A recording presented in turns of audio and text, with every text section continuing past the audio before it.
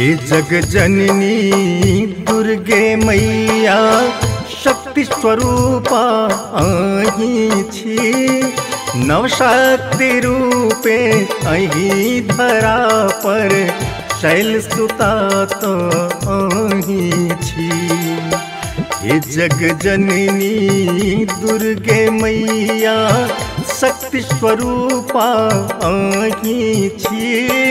नवशक्ति रूपे अहीं धरा पर शैल सुता तो अहीं छी। नवशक्ति रूपे अहीं धरा पर शैल सुता तो अहीं छी। नवशक्ति रूपे अहीं धरा पर शैल सुता तो अहीं छी।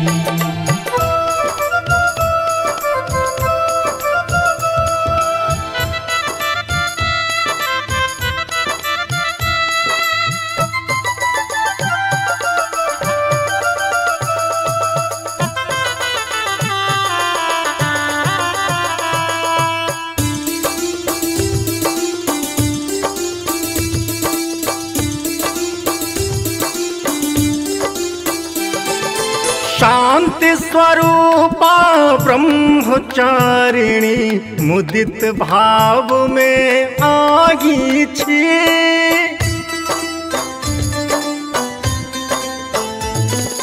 शांति स्वरूपा ब्रह्मचारिणी मुदित भाव में आगी छी।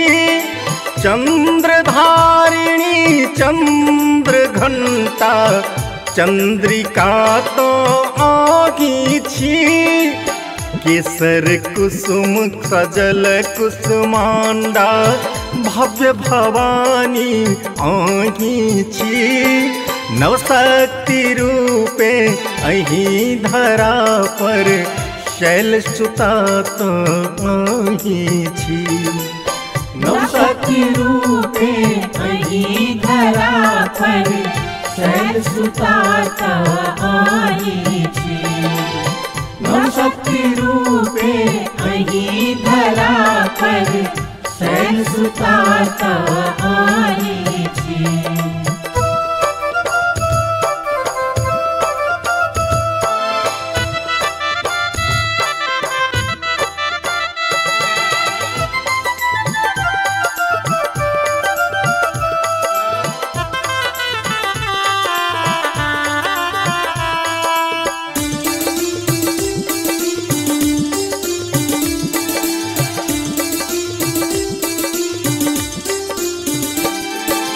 रविक ज्योति में स्कंद माता विभासित जग में आगी छी।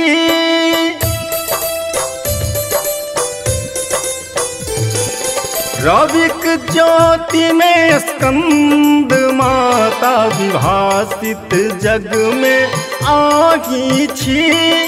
हे कात्यायनी कंचन रूपा मायामयी आगी छी।